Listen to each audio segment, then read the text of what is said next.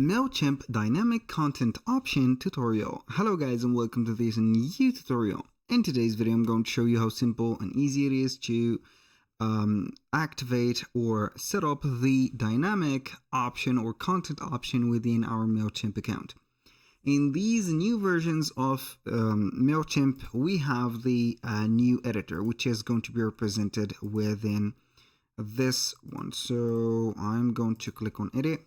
This is going to be the new editor. As you can see, we do not have dynamic options or dynamic content.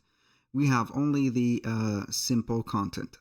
How we can switch up to the old option or the old editor from Mailchimp? We are going to head over here, click on account and billing. Then we're going to click on settings, select details, scroll down and click on legacy builder. After that, we're going to click on save.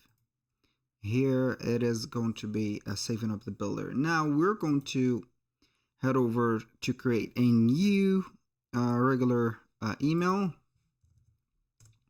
So we're going to find our the old builder, which is going to be here. So a new builder. We're not going to use a new builder, but we're going to use one of the builders that we have right there. This is the old builder. As you can see, we are going to add, for example, a content from there. So I'm going to add an image card, for example, like that. And we can go ahead and have the image and set it up as a dynamic content. As you can see, we need to upgrade, of course, our plan to get this option.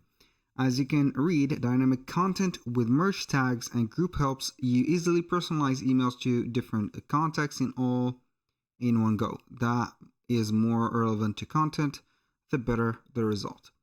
That was pretty much it for today's video. Thank you guys for watching. I hope that you have enjoyed the content and I hope to see you in the next one.